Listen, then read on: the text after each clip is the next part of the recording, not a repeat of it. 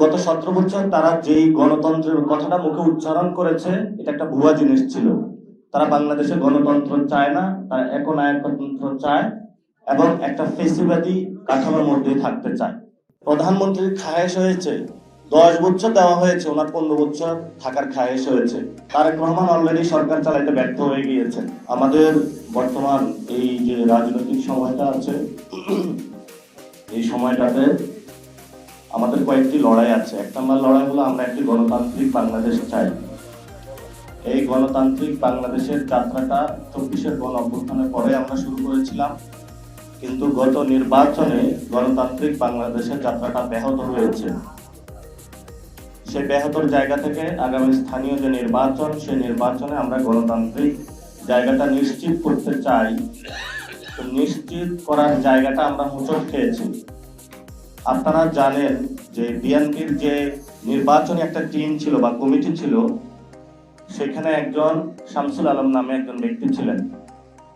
উনি রিটায়ারমেন্টে গিয়েছেন, ওই কমিটিতে বিএনপিতে যোগ দিয়েছেন, কাজ করেছেন। সরকার তাকে অতিরিক্ত সচিব পদে আবার নির্বাচন কমিশনে নিয়োগ দিয়েছে।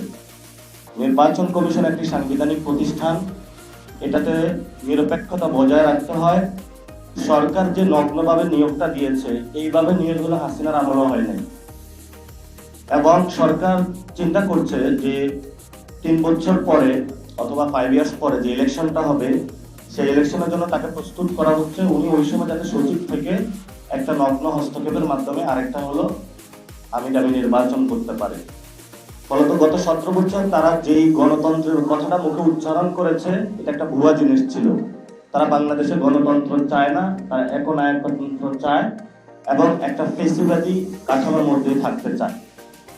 দ্বিতীয়ত যে বিষয়টা আমরা এই সংসদে শুরুতেই বলেছিলাম চুপ্পুকে বাদ দেওয়ার জন্য, কিন্তু তারা দেয়নি। 5 মাস পরে এখন কথা হচ্ছে, তাহলে তারা চিন্তা করছে নেক্সট যে ইলেকশনটা হবে, সেই ইলেকশনের জায়গায় নির্বাচন কমিশনে যাদের নিয়োগ মেলা বিধান অনুযায়ী সেখানে রাষ্ট্রপতির জায়গাটা থাকে। আবার যদি আমরা আমাদের জুলাই সনদ বাস্তবায়ন হয়, সেখানেও রাষ্ট্রপতির হলে ভোটিং পাওয়ার আছে। মূলত নিজেদের ভোটিং পাওয়ারটা নিশ্চিত করার জন্য একজন দলীয় রাষ্ট্রপতিকে তারা বিবেচনা করছে। রাষ্ট্রপতির ভবন বা রাষ্ট্রপতি বাংলাদেশের দলীয় হওয়া উচিত না। এবং যদি সরকার এভাবে দলীয় রাষ্ট্রপতি নিয়োগ দিতে থাকে, যেভাবে হলো শেখ হাসিনা ছাত্রলীগের একটা ছোট্ট ক্যাডারকে ধরে এনে নিয়েছিল, বিএনপিও একই পথে যাচ্ছে, তাহলে যে রাষ্ট্রপতির যে পদটা হেড অফ দ্য স্টেট, এটা কলঙ্কিত করা হচ্ছে। যদি এই কলঙ্কজনক অধ্যায় চলতে থাকে, আমরা একটা সময় দাবি তুলব যে রাষ্ট্রপতি হলো ডিরেক্ট ভোটিং এর মাধ্যমে হতে হবে। রাষ্ট্রপতি কোনো দলীয় ব্যক্তি হইতে পারবে না, রাষ্ট্রপতি কোনো পরিবারের হইতে পারবে না। আপনার সংবিধান যে সিস্টেম, সেটা অনুযায়ী রাষ্ট্রপতি নিয়োগটা পার্লামেন্টে যারা আছেন তারা নিয়োগ করবেন, কিন্তু রাষ্ট্রপতি হলো প্রধানমন্ত্রীর পরামর্শ নিয়ে চলবেন। এখন আমরা দুটা বক্তব্য পেয়েছি। রাষ্ট্রপতির নিয়োগের ভার কে হবেন, স্থায়ী কমিটির একটা মিটিং বসলো, সেখানে আবার একজনের কাছে ন্যস্ত করা হলো। তাহলে পুরা বাংলাদেশের মধ্যে 18 কোটি মানুষের মধ্যে একজনের দায়িত্ব হলো রাষ্ট্রপতি হলো নিয়োগ দেওয়া। তাহলে পুরো যারা রাজনৈতিক ব্যক্তিবর্গ, পার্লামেন্ট, পুরা মানুষ, তাহলে তাদের কি প্রয়োজন? ফলত এটা আনডেমোক্রেটিক, এটা গণতান্ত্রিক কোনো প্রক্রিয়া না, এটাকে আমরা ধিক্কার জানাচ্ছি। দ্বিতীয়ত যে বিষয়টা আমাদের এখনো লড়াই, সেটা হলো সংস্কার। জুলাই সনদ বিএনপিকে বাস্তবায়ন করতে হবে। বিএনপি যতই কথা বলুক না কেন, এটা বাস্তবায়ন করব না, সেই পথ আমরা বিএনপিকে দিব না। তারা সংশোধন কমিটি বানিয়েছে, বিরোধী দলকে ধন্যবাদ যে তারা সেটাতে অংশগ্রহণ করে না। এটা ঐতিহাসিক একটা রাজনৈতিক সিদ্ধান্ত নিয়েছে। এবং যেহেতু এটা সংসদে হয় নাই, তারা সংশোধনী কমিটি বানিয়েছে, ফলত আমাদের এই লড়াইটা এখন রাজপথে চলে এসেছে। রাজপথে ইনশাল্লাহ আমরা সংসদের সামনে উপস্থিত হব। যেদিন উপস্থিত হব, ওই দিনে বাংলাদেশে ইনশাল্লাহ জুলাই সনদ বাস্তবায়ন করে ছাড়বো ইনশাআল্লাহ। জুলাই সনদ কেন বাস্তবায়ন করতে হবে? প্রধানমন্ত্রীর খায়েশ হয়েছে 10 বছর দেওয়া হয়েছে, ওনার 15 বছর থাকার খায়েশ হয়েছে। এই নির্বাচন প্রক্রিয়া, সেটা উনি স্বচ্ছ প্রক্রিয়া বিশ্বাস করেন না। আমরা বলেছিলাম যে গত 17 বছরে শুধু বিএনপি অথবা জামাতের নেতাকর্মী হওয়ার কারণে কেউ বিচারালয়ে গিয়ে বিচার পায়নি। আমরা এটা আর নতুন করে দেখতে চাই না। সেই জন্য আমরা বলেছিলাম আলাদা সেক্রেটারিয়েট কমিটি করতে হবে, সেক্রেটারিয়েট বিল্ডিং থাকতে হবে বিচারালয়ে। সেটা করাও হয়েছিল, কিন্তু বিএনপি সরকার এসে বাতিল করেছে। প্রত্যেকটা জায়গায় আমরা আনডেমোক্রেটিক সিস্টেম দেখতে পাচ্ছি, অগণতান্ত্রিক শাসন ব্যবস্থার দিকে যাচ্ছে। ফলত এই সরকারকে জুলাই সনদ বাস্তবায়ন করতে বাধ্য করতে হবে। কারণ তারেক রহমান যিনি বলেছেন যে জনগণের ভোটে উনি নির্বাচিত হয়ে প্রধানমন্ত্রী হয়েছেন, এই ভোট একটা ভোট ছিল না, দুইটা ভোটে হয়েছেন। ফলত একটা ভোট মানবেন আরেকটা মানবেন না, এই সুবিধা আপনাকে অত দেওয়া হবে না। যেটা সত্যি বাংলাদেশের মানুষ ভোট দিয়েছে, আপনাকে ওটা মানতে হবে। যদি না মানেন তাহলে যেই গদি জনগণের, সেই জনগণের গদি জনগণ ফেরত নিয়ে নিবে। অনেকেই সরকারি অফিসে বসেছে, মন্ত্রী, এমপি, প্রধানমন্ত্রী গদিতে বসেই মনে করা শুরু করছে এটা আমার গদি। এই গদিতে অনেক লোক গিয়েছে এসেছে, গদিটা হলো ক্ষণস্থায়ী। এই গদি বাংলাদেশের জনগণের। ফলত বাংলাদেশের জনগণের গদিতে যারা বসবে বাংলাদেশের জনগণের পক্ষেই থাকতে হবে। তৃতীয়ত যে বিষয়টা আমাদের সবচেয়ে বড় লড়াই, সেটা হলো আমাদের ভাইদের বিচার।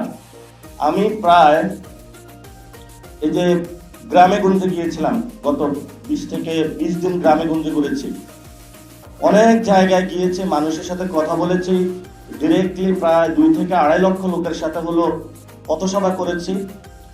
বিভিন্ন জায়গায় হলো আওয়ামী লীগের লোক ঘোরাফেরা করতেছে। তাদেরকে জিজ্ঞেস করলাম তারা কিভাবে বের হয়েছে, বললো যদি কেউ ছাত্রদের খুন করে তার মার্কেট ভ্যালু বাইরে যায়, ওসি এবং ওইখানের স্থানীয় নেতারা বসে 5 লক্ষ টাকা দিলে মুক্তি পাওয়া যায়। ওসির রুমে বসে ওই দলের নেতা এবং ওসি বৈশা, ওসি বলে 2 লাখ টাকা রাখি, ওই নেতা নেয় 3 লাখ টাকা, বলছে তারা ছেড়ে দেন। এরকম পুরা বাংলাদেশে যারা আমাদেরকে খুন করেছিল, খুনের মহাযজ্ঞ চালিয়েছিল, তাদেরকে হলো মুক্তি দেওয়া হয়েছে। এবং তারা এলাকায় গিয়ে যারা রাজপথে নেমেছিল তাদেরকে ধমক দিচ্ছে, তাদের ফ্যামিলিকে ধমক দিচ্ছে, তাদের ঘর বাড়ি জ্বালিয়ে দিচ্ছে।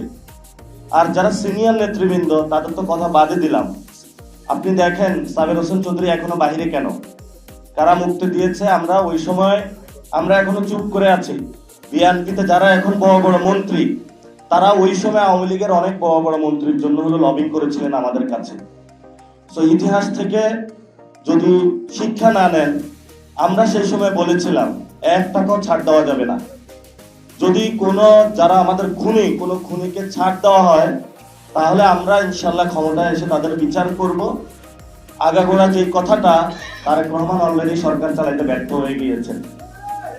ঘরে গ্যাস নাই, বিদ্যুৎ নাই, জ্বালানি সংকট শুরু হয়েছে, ব্যাংকে টাকা নাই, দলীয় সন্ত্রাস চলতেছে পুরো দেশের মধ্যে। ওইদিকে মোদি যেভাবে কথা বলেন সেইভাবে হলো বাংলাদেশে কথার প্রতিধ্বনি ফেরত পাচ্ছি। অনেকে বলেন যে দেশে নাকি ফেসিবাদী আসা শুরু করেছে, আবারই কেউ কেউ বলেন 5 মাসে আসে কিভাবে। ফেসিবাদী তো আসে নাই, ফেসিবাদ তো আগে রয়েছে, সেটার উপরে তারেক রহমান বসেছেন। আগে এই ফেসিবাদের চেহারা শেখ হাসিনা ছিলেন, কথা ছিল ফেসিবাদের চেহারাটা বাদ যাবে, চেয়ারও বাদ যাবে, সিস্টেমটা পরিবর্তন হয়ে গণতান্ত্রিক হবে। তারেক রহমান ওই পথে গেলেন না, গেলেন সন্ত্রাসের পথে। সন্ত্রাসের জন্য বাংলাদেশ প্রস্তুত না। ইনশাআল্লাহ সন্ত্রাসের বিরুদ্ধে দাঁড়াবো, যুদ্ধ করব, দুইটা হয়, জেলে যাব বা কবরে যাব, কিন্তু কারোর সাথে নেগোশিয়েটও হবে না, কারোর সামনে মাথা নত হবে না। এটা আজাদির বাংলাদেশ, উসমান হাদির বাংলাদেশ।